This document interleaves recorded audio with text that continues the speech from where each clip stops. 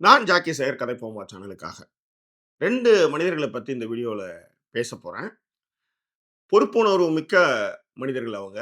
அத அது என்னன்றத கொஞ்சம் விரிவா பார்க்கிறதுக்கு முன்னாடி, மீசை முறுக்கு படத்திற்காக வந்த புரமோஷனுக்காக வந்த ஹிப்ஹாப் ஆதி மக்களுடைய நலன் கருதி, அதாவது ரசிகர்களுடைய சேஃப்டி கருதி அந்த நிகழ்ச்சிய வந்து ரத்து செஞ்சாரு. அதேமாரி விஜய் சித்து வந்து தன்னுடைய ரசிகர்கள பார்க்கறதுக்காக ஒரு 1000 பேருக்கான அழைப்பு வந்து 1,20,000 பேர் வரும்போது, அதற்காக அவங்க அந்த டீம் எடுத்துக்கொண்ட முனைப்புகள். இந்த 2த்தையும் பேசப் போறேன். அதுக்கு நடுவுல தமிழ்நாட்டு அரசியலுடைய மாற்றங்கள், அதைய பத்தியும் இந்த வீடியோல கொஞ்சம் பேசலாம்னு இருக்கேன். ஸோ விரிவான ஒரு பார்வை. Stay tune with us.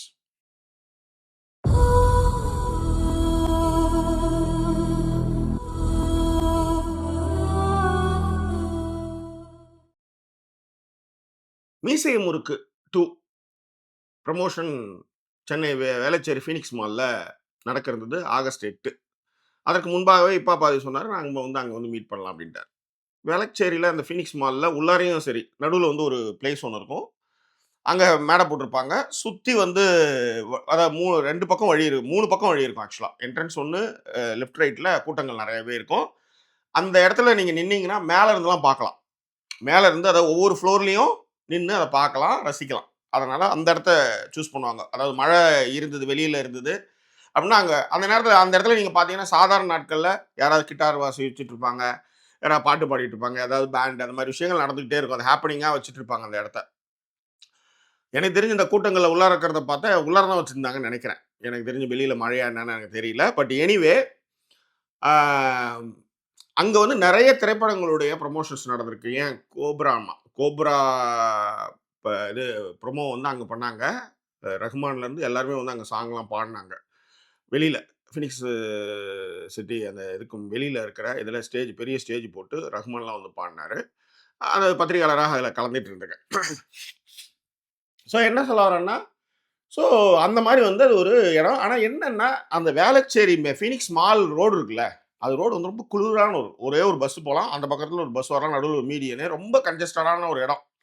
அதனால தான் மாலுக்கு வந்து வெளியில வர்றது வந்து அவுட்டர் வந்து பார்த்தீங்கன்னா, 100 ஃபீட் ரோட்ல போய் ஜாயிண்ட் ஆகுற மாரி அவங்க வச்சிருப்பாங்க. அதாவது உள்ளார போறதுக்கே நெறைய நேரத்துல வந்து உள்ளார கார்லாம் வந்து கார் பார்க் ஃபுல் ஆயிடுச்சுன்னா வெளிலலாம் நிக்கும். அப்படியான ஒரு இடத்துல அந்த மால் இருக்கு. அங்க தான் வந்து இதுக்கான புரமோஷன்ஸ் வச்சிருந்தாங்க. இப்போ உதாரணத்துக்கு மால் கூட வந்து பார்த்தீங்கன்னா, உங்களுக்கு வந்து ரோடு இருக்கு. அத சுத்தி ரோடு இருக்கு. ஓகேவா? ஸோ இது வந்து கொஞ்சம் காம்ப்ளிகேட்டடான இடம். இந்த மீசை முறுக்குக்கு வந்து இப்பா பாதி வராரு அப்படின்னும்போது, கட்டுக்கடங்காத கூட்டம்.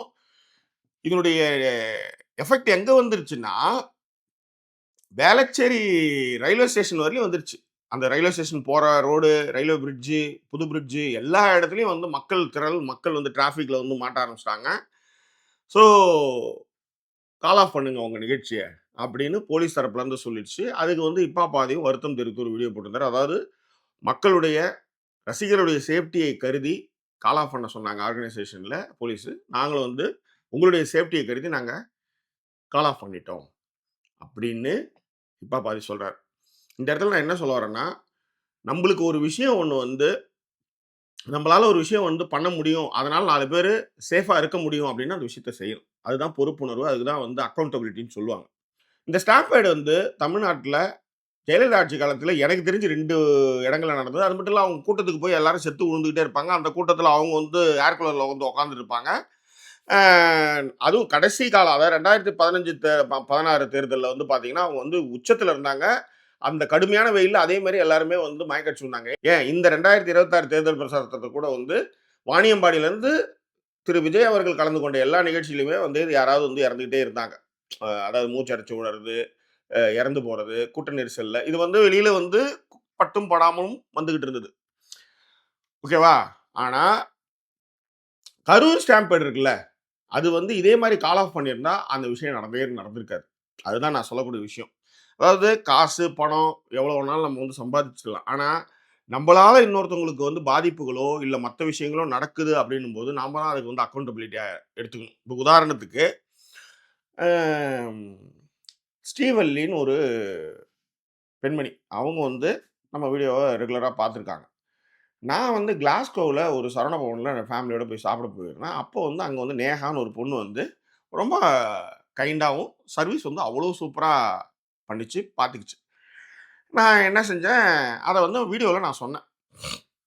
இந்த மாதிரி நான் வந்து அந்த சரவணபவன் போனேன், கிளாஸ்கோவில் இருக்கிற சரவணபவன். ரொம்ப ஹாப்பியாக இருந்தது. ஏன்னா என் ஒய்ஃப் வந்து பியூர் வெஜிடேரியன். ஸோ அந்த இடத்துல வந்து அந்த இடத்துல வந்து நாங்கள் எப்போ வேணாலும் டெய்லி தான் நான்வெஜ் சாப்பிட்றோம். அவளுக்காக அது இந்த ஹோட்டலில் போய் சாப்பிடணும், கூட்டு இதெல்லாம் சாப்பிடுவோம் அப்படின்றதுனால நாங்கள் போனோம். ரொம்ப நல்லா இருந்தது ஃபுட்டு. ரொம்ப ஹாஸ்பிட்டாலிட்டியும் ரொம்ப சூப்பராக இருந்தது அப்படின்னு நான் பேசியிருந்தேன்.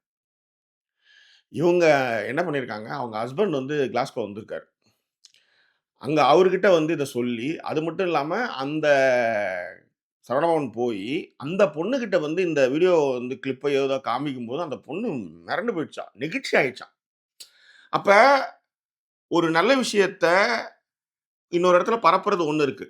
அவங்களுடைய கணவர் முத்துக்குமார் என்கிட்ட பேசும்போது சொன்னாரு, "சார் ஒரு பிரபலமான நீங்க. நீங்க இவ்வளோ கைண்டா இவ்வளோ நேரம் பேசுவீங்கன்னு நான் எதிர்பார்க்கவே இல்ல சார்." நான் சொன்னேன், அதாவது ஒருத்தன் வந்து எனக்காக நேரம் மெனக்கெட்டு ஒரு மெயில் அனுப்பிச்சு, ஒரு ஹேப்பனிங் விஷயத்த என் வீடியோ மூலமா பார்த்தத சொல்லி, யாரோ ஒருத்தவங்கள சந்தோஷப்படுத்தும்போது, எனக்காக ஒரு நேரம் மெனக்கெட்டு ஒரு மெயில் பண்றது எவ்வளோ பெரிய விஷயம் சார். அப்படின்னு நான் ரொம்ப நெகிழ்ச்சியாயி சொன்னேன். இப்ப இது என்ன, எங்கேயோ யாரோ ஏதோ செஞ்சாங்கன்னு இல்ல.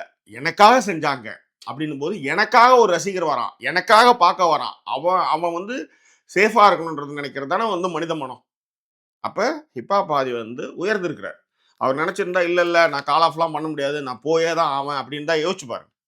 ஒரே ஒரு ஒரு குடும்பத்துல ஒருத்தன் ஒரே ஒரு உயிர் போயிருந்தா கூட, அந்த குடும்பம் நெருக்கடியா இருக்கும் இல்லையா? ஒண்ணும் இல்ல. 100 சாமின்னு ஒரு படம். புருஷன்காரன் செத்துட்டான். அந்த பொம்பள படுற பாட வந்து நீங்க யோசிச்சு பார்த்திருக்கீங்களா? இதே மாரி இந்த கூட்டத்துல 2 புருஷன் செத்து புட்டான். அப்ப அந்த பொண்ணோட நிலைமை என்ன? அந்த புள்ளைங்கள எப்படி வளர்க்கும்? நம்ம அப்பா, அம்மா ஏதோ சம்பாரிச்சு வச்சாங்க. நம்ம பெரிய ஆள் ஆயிட்டோம் அப்படின்றதுக்காக, ஆணவமா நான் வந்து கால் ஆஃப்லாம் பண்ண முடியாது. நான் கண்டிப்பா வந்தே ஆவேன். எனக்கு நெறைய ரசிகர்கள் இருக்காங்கன்னு வந்திருந்தா என்ன ஆயிருக்கும்? ஸோ, ஹிப்ஹாப் ஆதி அவர்களுக்கு நம்மளுடைய நெஞ்சார்ந்த நன்றிய தெரிவிச்சுக்கிறேன். நான் சொன்னது தான். யாரோ ஒருத்தவங்க எங்கேயோ ஒரு வீடியோ பார்த்து சொன்னதுக்கும், அதுக்கே நம்ம வந்து இவ்வளவு மெனக்கெட்டு நிகழ்ச்சி ஆகும்போது, நம்மளுக்காக இவ்வளோ பேர் வராங்க அப்படின்னும்போது, அதுக்கான பொறுப்புணர்வு ஒரு தலைமைக்கு, ஒரு தலைவனுக்கு இருக்கணும். ஹிப்ஹாப் ஆதிக்கு இருந்தது. அவர் எதிர்கால முதலமைச்சர் ஆவறதுக்கு எல்லா தகுதியும் அவருக்கு இருக்கு அப்படின்றத இந்த இடத்துல சொல்லிக்கிறேன். அடுத்தது இந்த விஜய் சித்து. அவங்க வந்து நெறைய வீலாக்ஸ்லாம் போடுவாங்க. அவங்க ஒரு டீம். அந்த டீம பார்க்கறதுக்குன்னு நெறைய கூட்டம் இருக்கு. அவங்க அப்பப்போ வந்து ஒரு 1000 பேரு கூட்டு அது வந்து ஏதோ பண்றாங்க போல இருக்கு அவங்க. அ இந்த ரசிகர்கள், சப்ஸ்கிரைபர்ஸ்லாம் கூட்டு பண்றாங்க போல இருக்கு. ஆனா என்னன்னா, 1000 பேரு அப்படின்னு அவங்க வந்து மதிப்பிட்டதுல வந்து அவங்களுக்கு வந்து ரெஸ்பாண்ட் பார்த்தீங்கன்னா, 1,20,000 வந்து 26,000 வந்து போச்சு. இந்த 1,26,000 வந்ததுக்கு அவங்க வந்து வீடியோ போடுறாங்க. என்னன்னா, "தயவு செய்து 1000 பேர் மட்டும் வாங்க. 1000க்கு மேல வராதீங்க. தள்ளுமுள்ளு ஏற்பட்டு ஏதாவது ஒரு அசம்பாவிதம் நடந்ததுன்னா, அது வந்து எனக்கு அது வந்து அது ஒரு பெரிய மன உளைச்சலுங்க அது. அந்த மன உளைச்சல் வந்து சாதாரண விஷயம் இல்ல. இப்ப நான் கூட அந்த விஜய் அவர்களுடைய பரப்புரையில கூட நான் கண்ட விஷயம், பார்த்த விஷயத்த சொல்றேன். ஒருத்தவன் பைக்ல போறான். யாரு அவனுக்கு நம்மளுக்கு சம்மந்தமே இல்லங்க. போகும்போது சைட் ஸ்டாண்ட போட்டுக்கிட்டே போறான். அப்படியே அவசரத்துல வண்டி எடுத்துட்டான். இப்ப வளைக்கும்போது பார்த்தீங்கன்னா, லெஃப்ட் ஹேண்ட் சைடுல அது குத்துச்சுன்னா, அப்படியே பெரண்டு விழுந்ததுன்னா, மூஞ்சி முகரெல்லாம் தேய்ச்சுட்டு போயிடும். உயிரிழப்பு கூட ஏற்படலாம். அப்ப நம்ம உயிர பணயம் வச்சு தெருத்திட்டு போய் ஹாரன்லாம் அடிச்சுட்டு போய் நம்ம சொல்லுவோம். சைட் ஸ்டாண்ட் எடுங்க அப்படின்ட்டு. எதுக்கு? எதனால இது?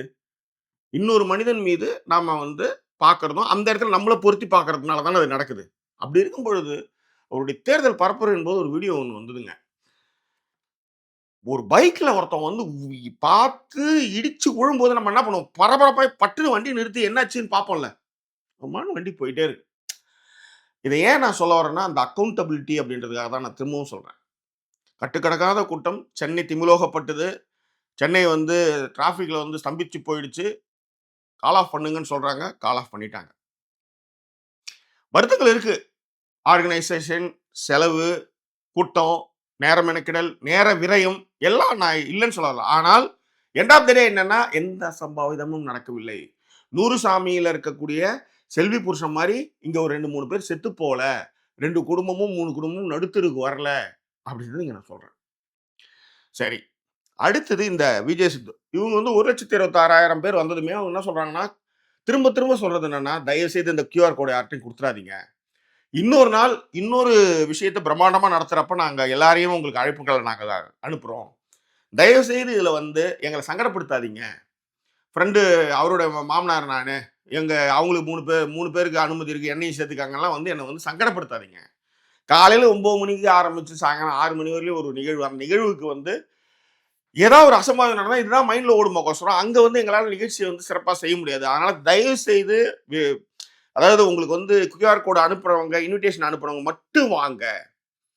அப்படின்னு அதாவது 1000 பேர் தான் வருவாங்க.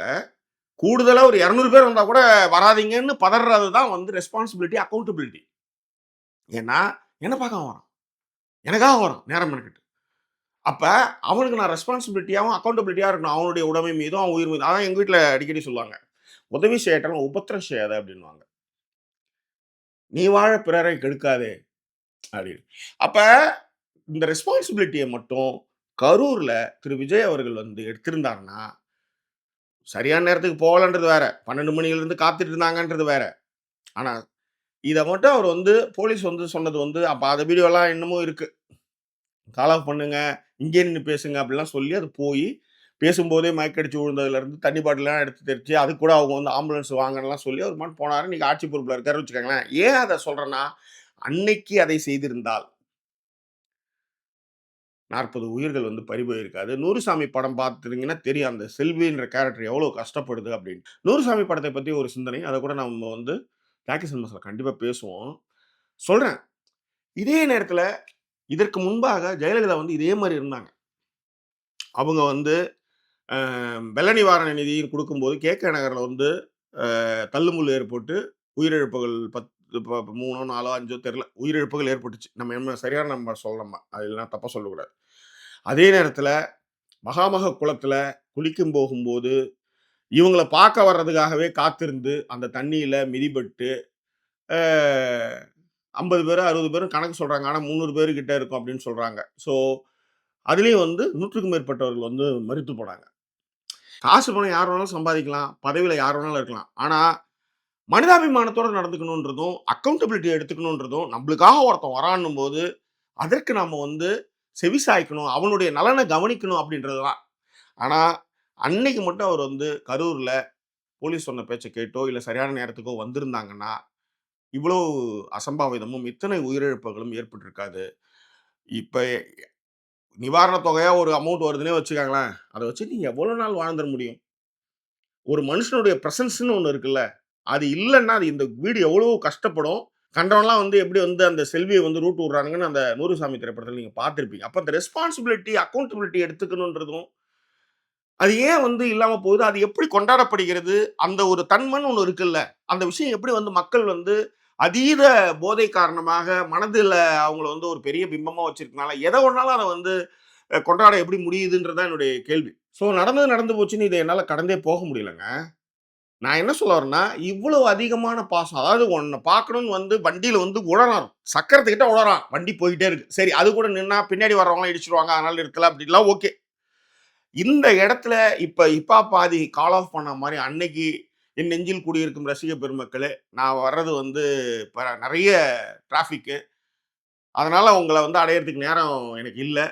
தயவு செய்து என்ன என்ன புரிஞ்சுக்கங்க அப்படின்னு ஒரு வீடியோ போட்டிருந்தா டிசப்பாயிண்ட்டா போயிருப்பாங்க. நான் இல்லன்னு சொல்ல வரல. ஆனால் உயிர் போயிருக்காது. இத தான் நான் சொல்ல வரேன். அப்ப நம்ம மீது பாசம் வைத்திருக்கவங்க மீது நம்ம எவ்வளவு பாசம் வச்சிருந்தோம்னா, இதெல்லாம் செய்ய முடியும். அக்கவுண்டபிலிட்டி எடுத்துக்க முடியும். அது மட்டும் நடந்திருந்தா, இது நடந்திருக்காதே அப்படின்றது தான் ஒரு ஆதங்கத்தினுடைய வெளிப்பாடா தான் இந்த பதிவ நான் பண்றேன். இன்னைக்கு வந்து யார் வேணாலும் சப்போர்ட் பண்ணிட்டு போயிரலாம். ஆனா இந்த உலகம் ரொம்ப ரொம்ப சின்னது. எல்லாத்துக்கும் ஒரு எதிர்வினை உண்டு. அவ்வளோதான் நான் சொல்லுவேன். ஸோ தன் மீது பாசம் கொண்ட ரசிகர்களுக்கு எதுவும் நிகழ்ந்து விடக்கூடாது என்ற விஜய் சித்துவா இருக்கட்டும், அ ஹிப்ஹாப் ஆதியா இருக்கட்டும், 2 பேருமே என்னுடைய மனதில உயர்ந்தவர்களா இருக்காங்க. அப்படின்றது தான் நான் சொல்லக்கூடிய விஷயம். இது குறித்தான உங்கள் கருத்துக்கள பின்னூட்டங்களை தெரியப்படுத்துங்க. மீண்டும் வேறொரு எபிசோட்ல உங்கள நான் சந்திக்கிறேன். அதுவரை நன்றி கூறி விடைபெறுவது உங்கள் ஜாக்கி சேகர். நன்றி. வணக்கம்.